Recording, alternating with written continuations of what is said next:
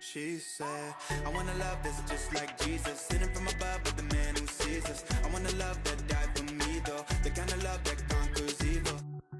I don't think I lost my mind, I think I made it, ayy. I don't think I lost my faith, I misplaced it, and I don't think I lost my pain, I upgraded, ayy, traded, fears up, being nothing, being a replacement. Hey guys, welcome back to my channel. I'm Danielle Michelle. If you don't know who I am a faith-based, while also becoming a college content creator. If you end up liking this video, don't forget to subscribe because you don't want to lose me if you like my content. Today's episode 3 of Fix Your Thoughts. In today's episode, we're talking about why we lose our peace. I look comfy because I am cold and I'm chilling.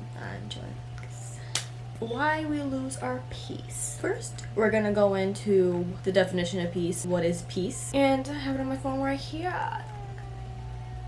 Freedom from disturbance.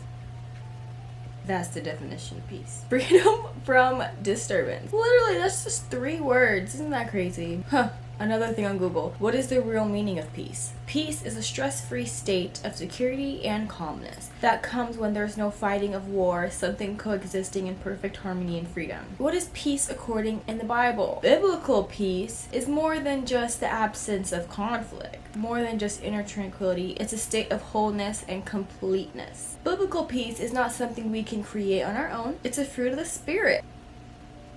It's a fruit of the Spirit. Oh my gosh. I think we should just start off by saying peace is not something we can create. Peace is what's given to us. And who gave it to us? Our Father, God, Jesus, Lord. He gave it to us. He gave us peace. If this is about why we lose our peace, it's more like, where did it go? Why is it gone? He gave it to me. Where'd it go? Before getting into it, I'm going to talk over the 3 topics or the 3 points we're going to be discussing in today's episode. So, point number 1 is like a question. It's, we have it, so where did it go? I feel like I already snuck into that one. Point number 2, sin is getting in the way. Point number 3, the enemy is getting in between. So back to point number 1, we have it, so where did it go? I'm gonna bring out a scripture verse for you. John 14:27. I'm leaving you with a gift, peace of mind and heart. And the peace I give is a gift that the world cannot give. So don't be troubled or afraid. Back to what I was saying in the introduction about the definition of peace. God gave us peace. So why is it in some situations we don't have it? Where did it go? Is it hiding? Is it playing hide and seek? Could I get like a hot or a cold sign? Like, where are you? I'm trying to figure it out. Are you hiding in the bathtub, under the bed? Like, where you at? What happened? Like, why are you not here right now? Because God gave it to me and it was for free also. I didn't have to pay. So what happened? I feel like you really have to think about it. Like there's a lot of stuff God gives to us. So when we don't have it, don't you think we should take a step back and look and try to figure out like what happened? He said it was mine. So where is it? Why don't I have it? Because I feel like that stepping back, you have to reevaluate your situation. What's happening in your life? Like, how are you living life right now? Pause and think about where you are right now. I don't think it's hiding. I think we either gave it up, we lost focus, or we have fear. We gave it up mostly has to do with point number 2, and then we lose our focus kind of connects with point number 2. But I just want to say that having fear, I'm not going to go into depth about it because I feel like that could be a whole other episode. Like, fear is like, trust me, fear is a huge thing when it comes to peace, because when you are afraid of something, your mental state, you're just always worried, you're overthinking, you're concerned. Sometimes fear can make you stand still and not do anything. We lose our peace because of fear, but that could be a whole shebang. But anyway, point number 2, sin is getting in the way. And that has to do with we gave it up. We gave up our peace. So if we give away something, and sometimes we expect something back, what we got back was because of sin, which is no peace. Does that make sense? I don't know. Anyways, peace and sin, they don't get along. They don't get along. They're not in the same family tree. They're not supposed to coexist. If for some reason you feel like you don't have any peace, when you start really reevaluating, you gotta be like, is there some type of sin happening? Am I causing this on myself? Are the people around me causing it, or is it me? Usually when you do live in sin and you're connected to God and you have that feeling of like you messed up type stuff, you get a lot of feelings when you commit a sin. Because for me, if that happens to me, I already feel like I'm hurting Jesus. Like, he's dying on the cross again because I'm acting foolish.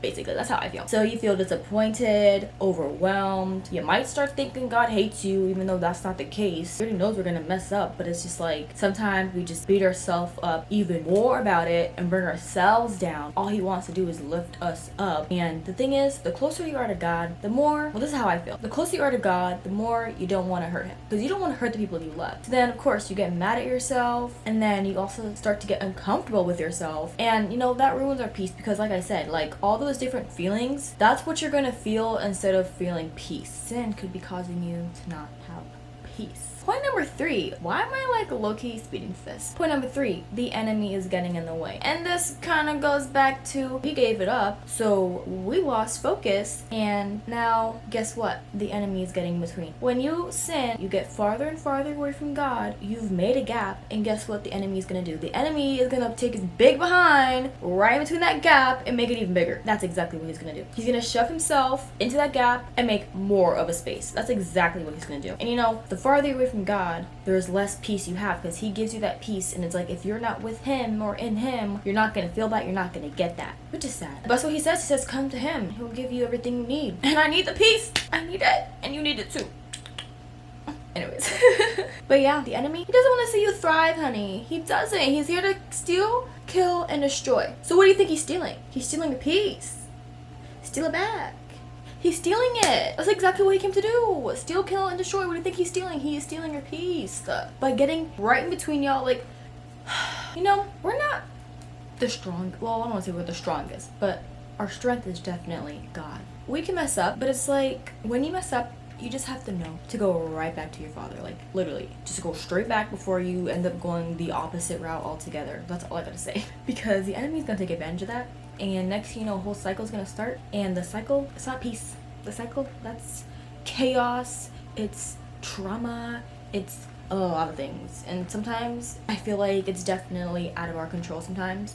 But it's like, if you could find things in your life, I don't want to say find things in your life that you can control. Because, I feel like we have free will and stuff like that. But it's like, God's in control altogether. But, he also leaves decisions to us. Those are the small things that you have control over. If you can control the sins in your life so that the enemy has no control over you. Because if that's the thing, when you sin, you're giving the enemy control in like that aspect or that area of your life, or you're giving him like a loophole, or like that, like I said, like that space for him to come in and make it bigger. That's what you're giving him. Just keep thinking about it. Like, if God gave me this peace, why don't I have it? Claim it. Take it back. He wants to steal it. Steal it back. It's literally yours. You're the only one. Anyways, someone was in the kitchen making noise, so I paused for a second and I took my calculus test. And you're going on 95. I have an 89 in the class. I have 3 more assignments, so I need to get all A's on it so that I can finish the class with an A. But anyways, we're outside the topic. What was I talking about? Point number 3, the enemy is getting between, compromising your peace. And yeah, I think I was basically done talking, but I'm gonna wrap it up. We just have to reevaluate why we don't have peace, where it's going, and do the things to bring us back to peace. And usually, since God is the one that gives us peace, it's like we have to like just get closer to him, I feel. Because even if we're in a certain situation or something is crazy happening in our life, or we just don't know where to go or what to do, the type of peace that God gives us is different than like worldly peace. Yeah, just like how I had mentioned earlier, the peace that people want here on earth is just different. Like, God's peace is wholesome. Like, you feel complete. Like, even if everything in your life feels chaotic on this earth, it's like when you have God, it's just such a different feeling. I can't even explain it, but when you feel it, you feel it. And then when you feel it, you know it. And when you know it, you're like, yep, that's God. Just remember, whenever things happen, just draw close to him. Don't go astray. And just get your peace back, girl. Because I know it's not hiding. Claim it. Take it back, and let's just live in happiness and joy with God on our side, because he wants us to have peace. Now, I'm just going to go into my God, goal, grow, and glow of the week. My God of the week would be that, first of all, it's God even giving me the things to talk about for my podcast, because I feel like I haven't been diving deep into my Bible. What I always want to try doing is like listening to more sermons, and I feel like I haven't been doing that. Like I've been going back to church since moving, but like I haven't been like watching my online sermons with pastors I obviously can't see who are far away. And then I'm also like not actually opening my Bible to read it a lot. I need to find that quiet time for just myself, and I'm trying to think if I should continue trying for the morning or just try to have like it be nighttime, because some people do it at night. Ever since I finished the New Testament, I've just been like, what do I read next? Like, what do I do? And like God at the beginning of the year told me to read Psalms, and I literally haven't stuck to it. So it's like I feel like I for sure want to read Psalms and Proverbs, but I feel like I also like the stories. So for the Old Testament, I'm on like First Kings, so I feel like I could read that. The New Testament is like I'm learning. I don't know. New Testament feels more personal. Old Testament feels like this is a story time, you know? I don't know. I just need to dive in with reading my Bible, but even though I haven't been diving into my Bible, it's like I feel like God is still giving me something to talk about. You guys understand, like every time I think about filming an episode, I feel like so anxious, and I'm like, oh my gosh, here we go. Like, what am I gonna talk about? Like, what am I gonna do? Like, I don't know, like I overthink.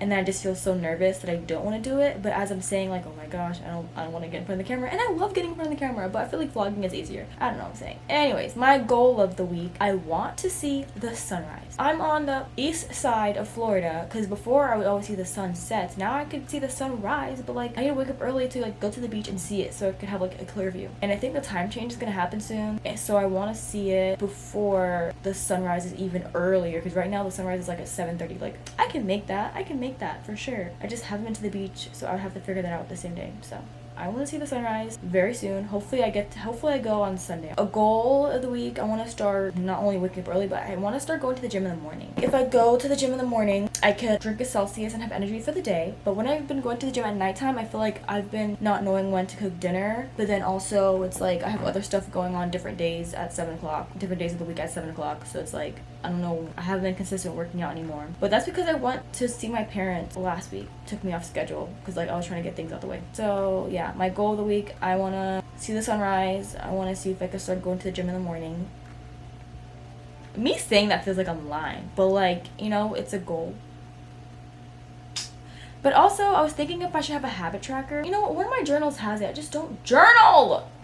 That should be on my goals list. Yeah, I need to start journaling and maybe have a habit tracker so I could actually keep track of the stuff that I'm doing. So, a grow of the week, which is like lessons, which is crazy because it's like, what did I grow from this week? I don't really know. I know I got a lot of stuff done when I put my mind to it, but I left all my marketing homeworks for last. But anyways, because it would take the longest. I feel like I don't really have a grow of the week. I feel like sometimes you're just kind of like still.